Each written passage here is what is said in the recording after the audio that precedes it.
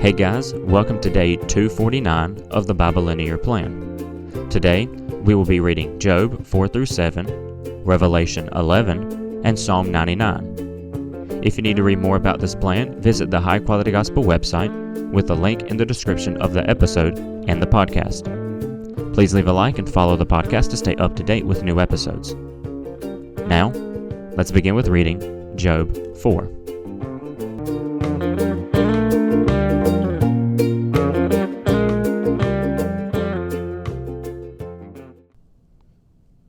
Then Eliphaz the Temanite said, "Should anyone try to speak with you when you are exhausted? Yet who can keep from speaking?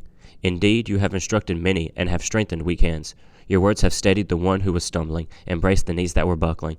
But now that this has happened to you, you have become exhausted. It strikes you and you are dismayed. Isn't your piety your confidence, and the integrity of your life your hope? Consider, who has perished when he was innocent? Where have the honest been destroyed?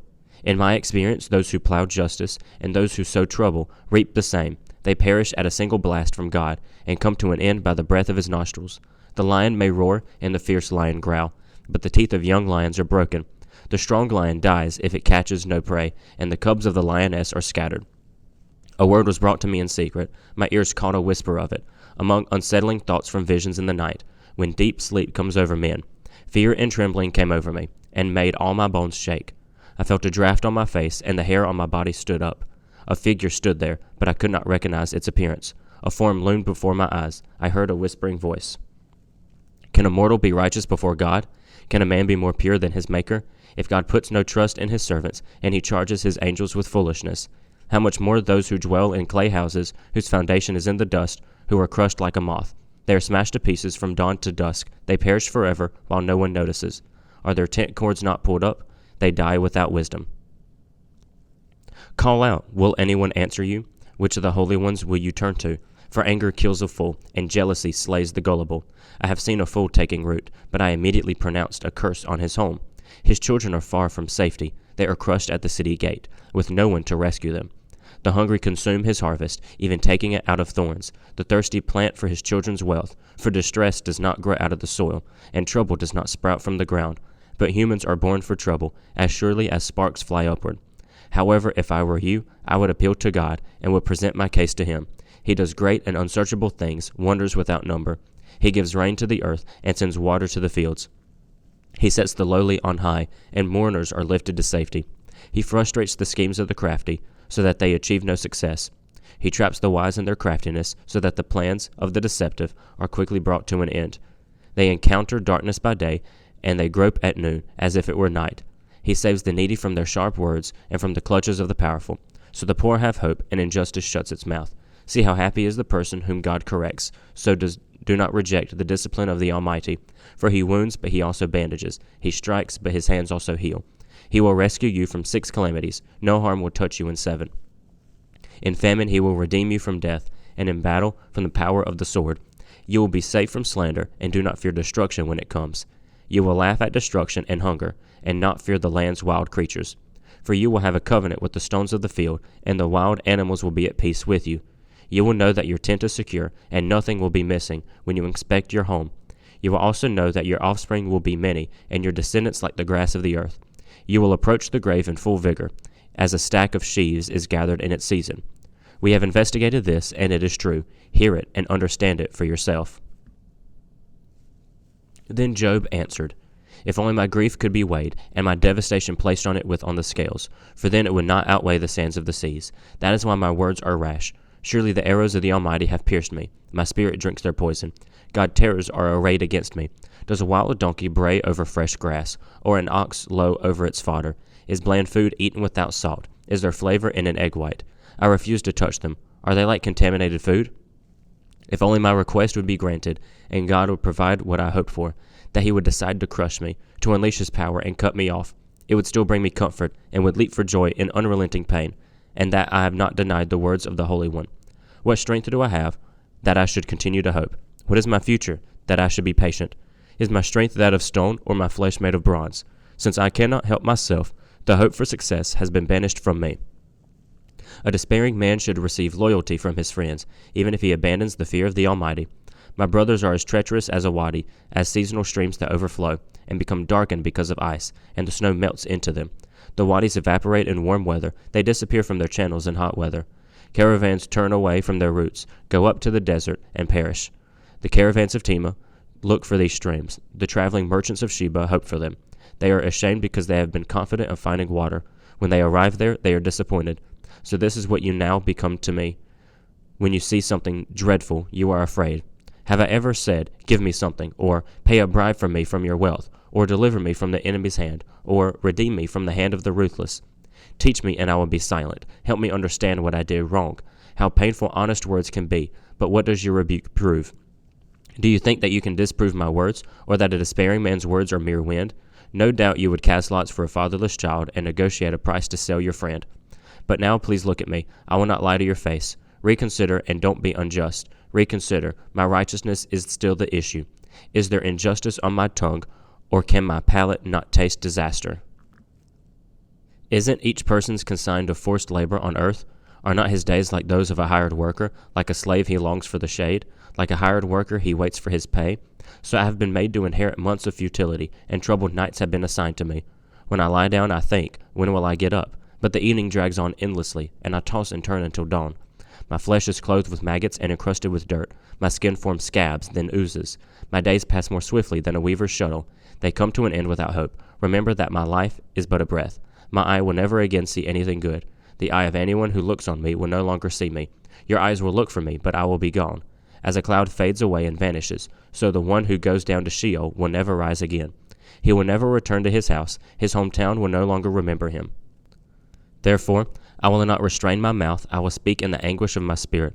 I will complain in the bitterness of my soul. Am I the sea or a sea monster, that you keep me under guard?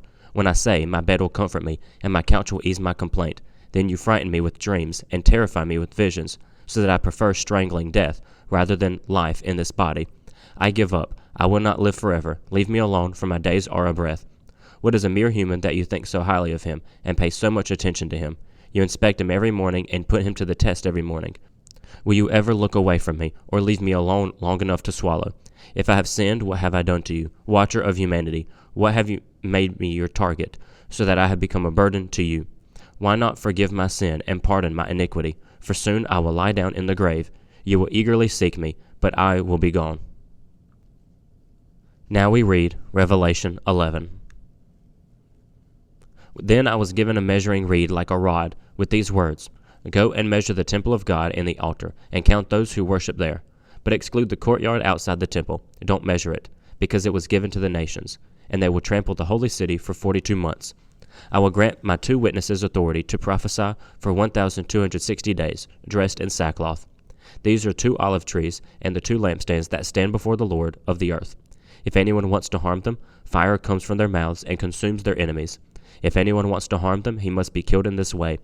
They have authority to close up the sky so that it does not rain during the days of their prophecy. They also have power over the waters to turn them into blood and to strike the earth with every plague wherever they went. When they finish their testimony, the beast that comes up out of the abyss will make war on them, conquer them, and kill them. Their dead bodies will lie in the main street of the great city, which figuratively is called Sodom and Egypt, where also their Lord was crucified. And some of the peoples, tribes, languages, and nations will view their bodies for 3.5 days and not permit their bodies to be put into the tomb. Those who live on the earth will gloat over them and celebrate and send gifts to one another because these 2 prophets had tormented those who live on the earth. But after the 3.5 days, the breath of life from God entered them, and they stood on their feet. Great fear fell on those who saw them. Then they heard a loud voice from heaven saying to them, Come up here. They went up to heaven in a cloud, while their enemies watched them. At that moment a violent earthquake took place. 1/10 of the city fell, and 7,000 people were killed in the earthquake. The survivors were terrified and gave glory to the God of heaven. The second woe has passed. Take note, the third woe is coming soon. The 7th angel blew his trumpet, and there were loud voices in heaven saying, The kingdom of the world has become the kingdom of our Lord and of his Christ, and he will reign forever and ever. The 24 elders who were seated before God on their thrones fell face down and worshipped God, saying, We give you thanks, Lord God, the Almighty, who is and who was, because you have taken your great power and have begun to reign. The nations were angry, but your wrath has come. The time has come for the dead to be judged, and to give the reward to your servants the prophets, to the saints and those who fear your name, both small and great. and the time has come to destroy those who destroy the earth. Then the temple of God in heaven was opened, and the ark of his covenant appeared in his temple. There were flashes of lightning, rumblings and peals of thunder, an earthquake, and severe hail. Now we read Psalm 99. The Lord reigns, let the peoples tremble. He is enthroned between the cherubim. Let the earth quake. The Lord is great in Zion. He is exalted above all the peoples. Let them praise your great name and awe-inspiring name. He is holy. The mighty King loves justice. You have established fairness. You have administered justice and righteousness in Jacob.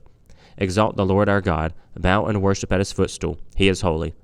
Moses and Aaron were among his priests. Samuel also was among those calling his name. They called to the Lord, and he answered them. He spoke to them in a pillar of a cloud. They kept his decrees and the statutes he gave them. Lord our God, you answered them. You were a forgiving God to them, but an avenger of their sinful actions. Exalt the Lord our God. Bow and worship at his holy mountain, for the Lord our God is holy.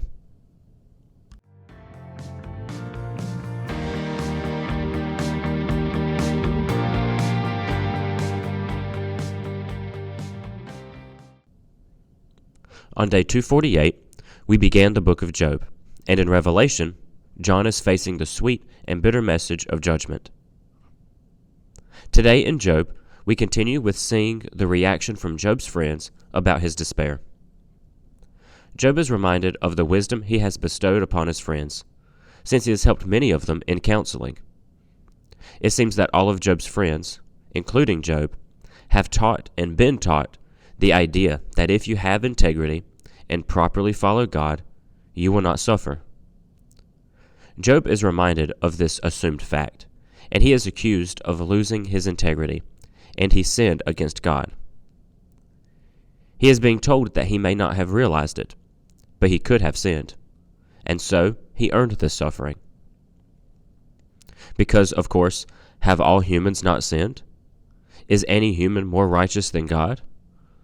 So, of course, we have all sinned, including Job. Now, this isn't untrue. All has sinned, and all are unrighteous before God. But that does not always cause an immediate punishment. Job's friend praises God and defends him, saying that it doesn't matter what suffering God gives Job, for God is righteous and just, and is right to condemn Job and bring suffering onto Job for his unrepentant sin. Job responds rashly for obvious reasons.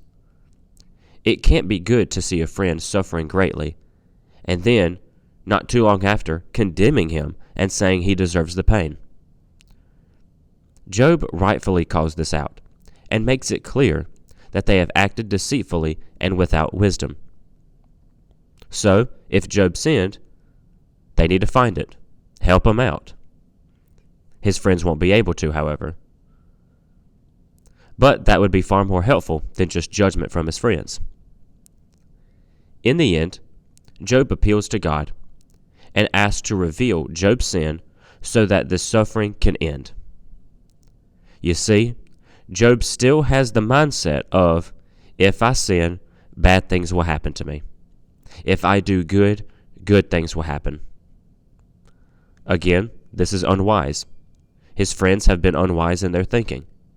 Even though Job won't curse God, he is unable to see the truth of his suffering.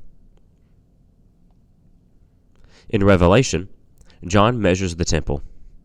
The outer court will not be measured because it belongs to the Gentiles, who will destroy Jerusalem.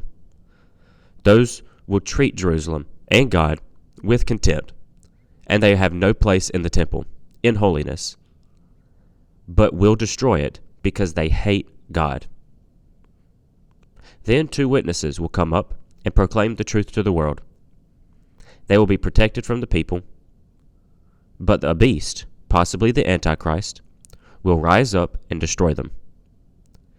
The unbelievers will rejoice and be glad in their death. But these witnesses will be resurrected, taken up, and Jerusalem will face desolation. Lastly, the final trumpet sounds, and heaven praises God. Christ is ruler of all the earth, completely, and he controls all aspects of it. He has made the ground shake, the thunder sound, and commands death itself. They worship him for his kinghood, but also for his wrath on sin coming to an end. Lastly, in Psalm, we see a psalm about the holiness of God. Without holiness, God would not be worth praising and following. He would not be good, just, and righteous. Thank you for joining in the reading and understanding of these chapters, and let us all be vigilant in continuing this reading. Please share, like, follow, or whatever you can do to help us reach more people with the Bible reading.